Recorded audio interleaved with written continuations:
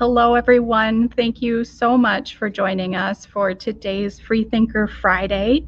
This is designed to just be a really casual event and a way for both prospective and newly enrolled families to get to know members of our community.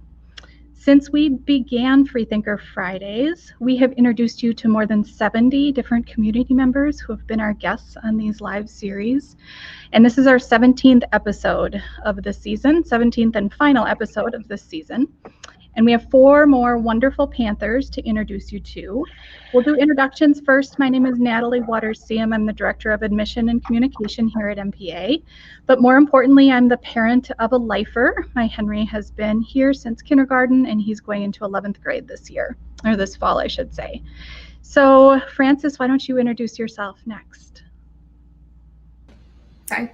Hi, I'm Frances. I'm a rising 11th grader, and I was new at MPA this year. My 10th grade year was my first year at MPA. Great. Thanks for being here. Zoe, would you introduce yourself? Hi, I'm Zoe. I'm also a rising 11th grader, and I came to MPA my 8th grade year. Nice. Jennifer, would you introduce yourself? Hello, everyone. So excited to be here. I am the Director of Development and Community Engagement at MPA, and I'll be starting my 4th school year here in the fall. And even more importantly, I am a current MPA parent. My son Holden is a rising 5th grader, and my older child Lily is a rising 10th grader. Thank you. Mr. Comfort. Hi, everyone. My name is Randy Comfort. I am the Director of Guidance in the upper school, and I just finished my 18th year at MPA. I was the Assistant Director of the upper school, then the Director of the upper school, and then just completed my 5th year in the guidance role. I've also been a varsity baseball coach here for about a decade and been involved in lots of different student clubs, groups, and activities over the years. Thank you so much. This is a great lineup. And Francis, we are going to toss the first question to you. We are really talking today about the new student and new family experience. And as our expert in being new, we are going to turn the first question to you. You know, 2021 was a challenging year to join a new school community. Maybe talk a little bit about what your first year was like and how you settled in. So yeah, like you said, it was definitely pretty weird to join a school and be only going every 2 days on, 2 days off, and only seeing half my classmates. But I think that I really feel like by the end of the year, I know everybody in my grade, which feels like kind of a miracle given the year we've had. And, you know, I feel really welcome. I feel like it, you know, even with the hybrid system, PTA always say it only takes about a week, and then all the new students start feeling like they've been here forever. So it might take me more like 2 weeks, but I feel like I got settled in really well, and I felt really welcomed by the whole community. Wonderful to hear. So one of the ways that we make sure that new students feel welcome and new families is by assigning them a buddy. So Zoe, you were Francis's buddy. Maybe talk a little bit about what that role looked like for you and how it worked in the summer of 2020, given COVID-19, and also through the fall as well. Yeah, so I got an email talking about like what Frances was like and her contact info, and so we FaceTimed over the summer, and we were in different states at that time too, but I got to know her a little bit, and then when I came back to Minnesota, we met outside with a few other people who were coming to MPA, and we got coffee, and then we went to Punch Pizza. No, we ate pizza, right? Cafe latte. Yeah. And that was really nice to like get to know Frances and for Frances to get to know us. You were kind of scared at first, weren't you? Yeah. Yeah, I was scared. And another person who was there was Rachel, and Rachel was scared of Frances, but then after like the evening, it all turned out good, and we're all friends this year too. So yeah. So one thing that Frances mentioned to me that was super helpful, Zoe, is that you brought along some friends to that that time so that she got to meet more than just you. Was that intentional, or did that just happen happenstance? I think that was intentional. I think I was like, oh, like trying to show Frances around to meet different people. Yeah. Frances, maybe tell us why that was so helpful for you, and kind of how you experienced the buddy program. Mm-hmm. So I was so grateful for the buddy program. I feel like I really attribute just fitting in and feeling welcome at MPA to that, because if it wasn't for that, I never would have met Zoe. And then Zoe taking me to go hang out with a couple of her friends it's made such a difference, because instead of going into school knowing just one person, I went in knowing like 2 or 3 people. And that was really helpful to, feel welcome. I had a couple familiar faces I could turn to, especially because for the first couple months of school, Zoe was out doing all virtual because she broke her foot. So I was very thankful to have Rachel as kind of a familiar place. And we, all became really close friends. And I was just really grateful to be able to go in knowing at least a couple people. I think it really helped it to feel a lot less scary and overwhelming. Yeah, that's great. So Jennifer, as the director who oversees the buddy program, maybe talk a little bit about the expectations for MPA families who are buddies, and also new families as well, and how they can make sure that experience is as positive as this one.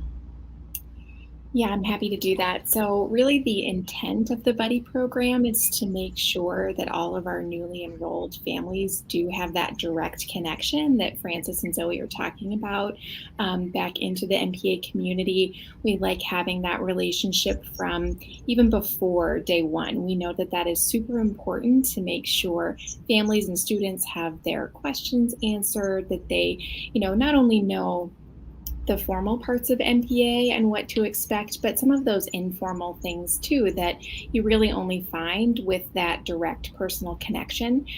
So when a current family signs up to be a buddy, the goal would be for both the students and the parents to make those connections, and really to help those new students and parents to feel engaged and encouraged, and to know that they do have that go-to resource throughout the entire school year, because there's a lot of firsts. It's not just the first day, right? It's the first homecoming and the first finals and many, many events throughout the year. So it's a great resource for that.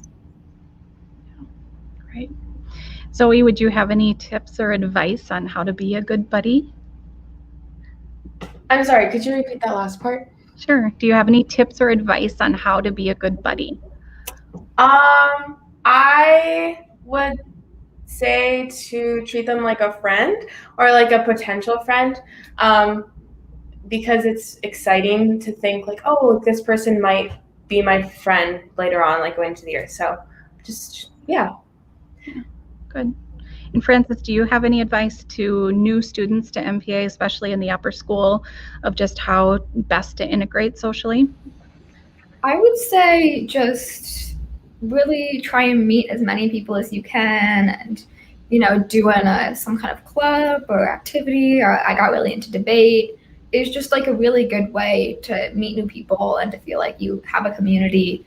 And I would say really be thankful for the buddy system, and put your all into it, and like make sure you get to know your buddy and anybody that your buddy wants to introduce you to. In my experience, it worked pretty well for me. So yeah, I couldn't agree more. We talk a lot about putting yourself out there, right, for new relationships, and being ready and open and willing to connect with new people. Mr. Comfort, are there any tips or pieces of advice that you would add on the social integration piece before we move on to academics? Yeah, I would say that one of the things was touched on earlier is just being willing to, as people approach, and being willing to approach others, that's certainly a great starting place. You don't have to be doing it in an extravagant way, just simply being yourself, right? But one of the things that I think is really an important piece is there's a lot of clubs and organizations. There's teams, there's activities that are both competition like debate and speech, or there's also just simply things that are the clubs that meet on a weekly basis. I would say try those clubs out and give it 3 meetings before you make any long-term decisions. You might go to one club meeting, it's really it's wonderful and you feel connected, and maybe the next time it's a little bit off, and next time you come again, give it several times, because they are student-led, they are student-run. And that gives you the opportunity to meet students who are interested in the same club and not necessarily in your grade level. So it may be that you meet sophomores, juniors, seniors. If you're an incoming 9th grader, you meet other kids, and it just expands the possibilities because you have a like interest already, because the club exists to serve that. So being willing to try those out. In the very first few days of school, there aren't club meetings typically, but then that first week or two afterward, that's when they really get up and running, when the student leadership takes off. So just being willing to try, and being willing to put yourself out there and go to a club is kind of a safe way to try it. So we wanted to add something too. Yeah, Mr. Comfort said this, but just to emphasize, to really be yourself. I remember when I came in my 8th grade year, I wanted everyone to like me, and I wanted to fit in, and I had this idea of what the social life at MPA was going to be like, because it's a private school. But I learned, and I think part of that's just like middle school too, but I learned, so I would try to like monitor who I was talking to and try to dress a certain way or act a certain way, but that takes a lot of energy and it's really not worth it. And so in high school, I was able to build like deeper friendships when I was really just myself. And that takes some vulnerability too, to just be you. But I think it's really important to build deeper friendships, because when you're yourself, then it gives other people permission to be themselves too. Yeah, that is a really good point. Thank you, Zoe. We have a great question right here, and I think this would be one for Jennifer to answer. Could panelists share more about what the buddy program and initial contacts look like for elementary and middle school age students? Jennifer, could you respond to that? Sure, I'm happy to. So we really try to match up buddy families with new families based on a number of criteria. We look at interests of the students, obviously grade level, even proximity, where the families live. And so we try to make very thoughtful matches with, of course, incredible help and input from our amazing admissions team. So once those buddies have been assigned, then we communicate with the buddy family all of the contact information of the new family. And if it's a lower or middle school family, then the parents obviously will be the ones primarily reaching out. And you can expect that to happen very early on in the summer. And so if you are currently anticipating a fall start as a new family, you should be hearing from your buddy family very soon. And the goal is for them to make that connection with you this summer so that you can have play dates or get-togethers, just like Francis and Zoe talked about doing last summer. So it's a great way to make sure you settle any nerves and get early questions answered right away. Thank you. We had another really good question. Zoe, I think you would be a great person to answer this. How did you sort of merge or help Francis connect to larger groups of friends at MPA too? I just told my friends that there's a new student coming to MPA who I think is really cool, and like, would you like to do something so we can get to know her? But once I didn't really do anything in school because I was all virtual. So that was mainly Rachel who showed Francis around and like introduced her to more friends and more people. But in middle school, my buddy was Siri Springer. That's not okay. Anyways, I was able to merge kind of into her friend group, and that was also a really successful buddy pairing. But if it doesn't work out, and if you don't like go into their friend group too, that's okay. But I think in my experience, like whichever one, just like have at least one familiar face, or to become closer friends and like be a part of their friend group. So I think it just depends on the person, to answer your question. Perfect. Thanks, Zoe. Okay, we're going to shift gears a little bit and transition into more of the academics, right? Francis, could you talk a little bit about the academic experience that you had this year and how that was different from what you've experienced in public schools prior? I mean, it was obviously a very different year, academic wise, but I think that, there was a bit of getting used to. I had slightly more homework, not too much more. I would say if you're at a public school and you're taking a lot of like accelerated or honors classes, it's not going to feel like that big of a shift. At least for me, it wasn't. It was about like the same amount I was used to for my accelerated classes, but it's definitely more than just like a normal public school class. But it was there's a different scheduling system at MPA where you have classes for longer periods and for one quarter, and then you don't have it in the next quarter, and then you have it again. And I think that it was a little weird at first to get used to, but once I got in the hang of it, it was actually super helpful to just be able to devote like my time and attention to one subject and really learn it and get it in my head. And so that was something that I thought would be kind of confusing, and it was at first, but I found it to be pretty fun and pretty cool, helpful.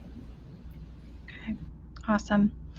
Mr. Comfort, could you talk a little bit about the scheduling process and how you meet with upper school students throughout the summer for all of our new students joining us in the fall?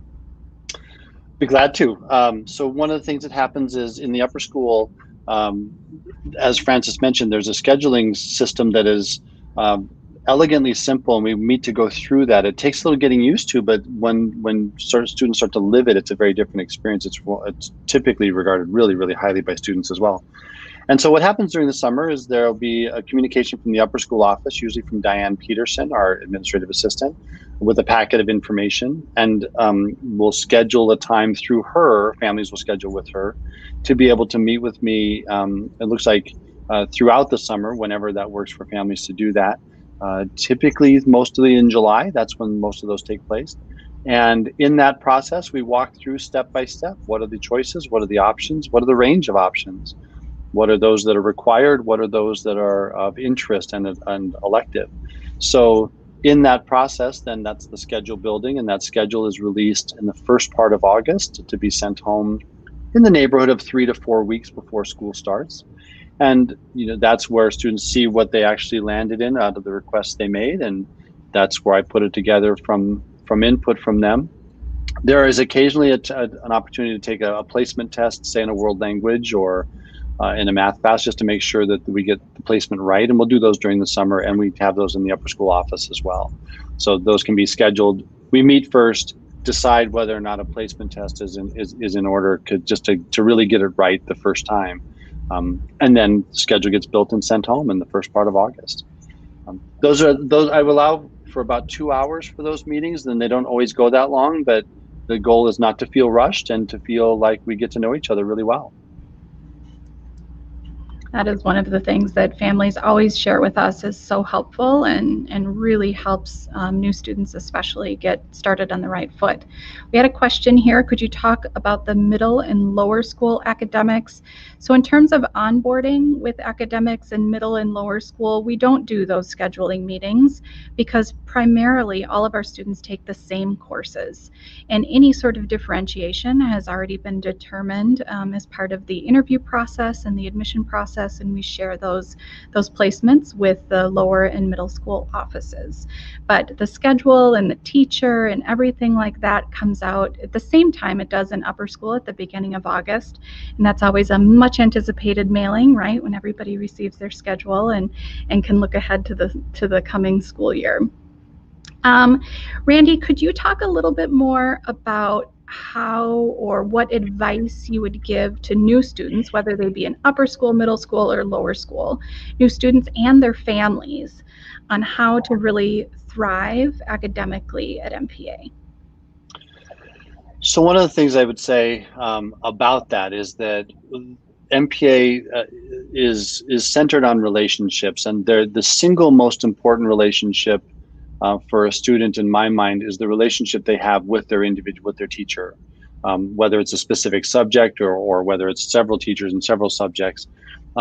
That primary relationship is one of the differentiators in this place, and it always has been in my career. It's really special in that the teachers here do know their students well. They know, and so often can write and communicate not things just about how did somebody do on an assessment, but here's what I'm noticing about their learning. This is a strength. This is an area of growth. So my advice to students at all grade levels, and I certainly can speak more to the upper school, but I think it applies to all, is take advantage of teachers as resources. They are content experts, yes, but more than that, they're experts in learning and student development and relationships. And that's the piece that I can't stress enough. It's really important that to take advantage of what teachers bring to the table. And oftentimes students coming in, say, from a larger school to MPA are at first, it's a new experience to have teachers that know them that well. They might have a teacher at another school, but I think I can say safely that teachers here will know them well across the board. Second thing I would say is certainly in middle and upper school, there'll be scheduled pieces where sometimes there's a free block of time we dedicate to a study hall, and using that time effectively is an absolute game changer in terms of home life balance. And I would stress that because our students are involved in so many things, and many of those are after school, and there's, if they're not getting home till 5 o'clock or 6 o'clock at night, and then shower and then dinner, and then it's start homework at night, to be finishing what was already started during the day at night is a much saner way to go about it than starting it brand new at night and not having had any interaction with it during the day.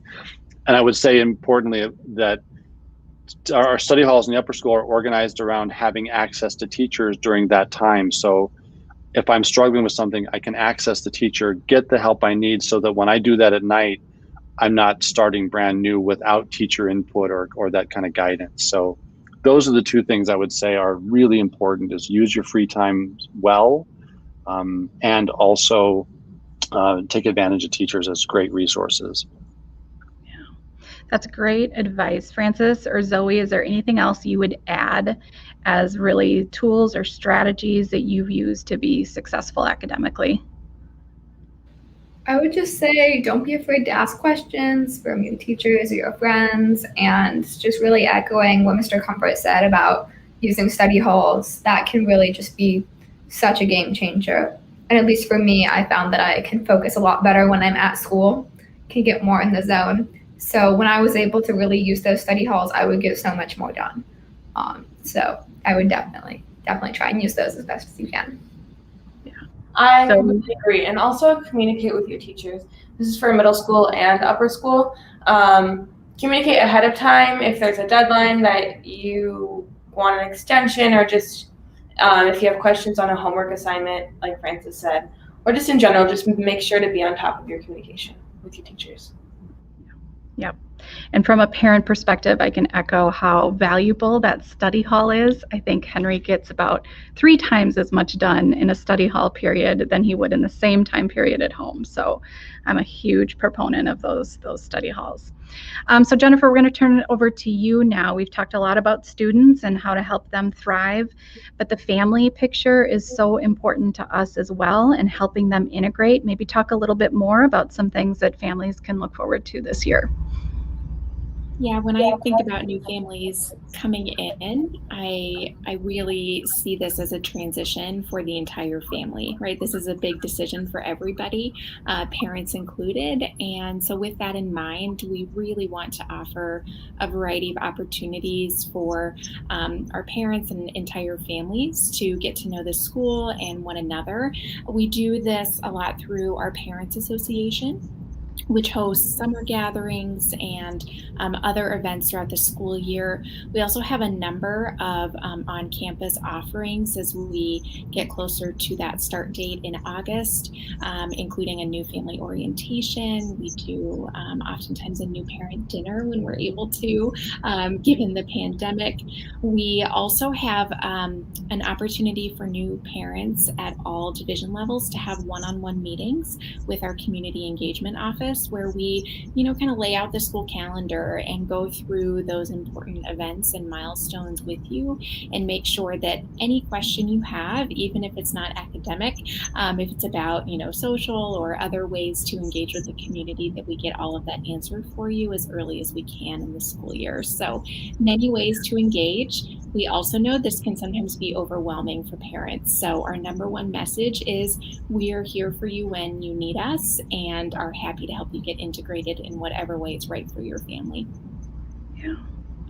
So you touched on social events. What are some of the things in the year ahead that everybody should be looking forward to, assuming that COVID remains in a sort of downward trend, right, with cases? What are some things we should be excited about in the coming year? Yeah, obviously COVID-19 was a huge factor in what we were able to offer and not offer over this past year, but especially at the end of this school year, we saw a return to campus for all students full-time, which was very exciting. We also welcomed visitors on campus outdoors for special events and activities, like our moving up ceremony for 4th grade and 8th graders, of course, our graduation, and a number of other ways for the broader community to be engaged. And so for me, I'm excited to continue to expand that as we see more vaccinations and a lessening of some of those safety protocols to make sure we get parents and visitors outdoors and in the building. So of course, be looking for those new student grade level meetings, the new family orientation that's going to be coming up here as well. And another really great event that I encourage everybody to go ahead and get on their personal calendars now is our homecoming celebration, which although the date is October 2nd, and that may feel far away with the busyness of the start of the school year, it's easy to, kind of miss or for that to crop up on us. And so I think that's a great way to get to know other families too, because all divisions, all family members are invited, and it's just a really fun day. So be looking for that homecoming on October 2nd as well. And we'll be celebrating a big anniversary for MPA too.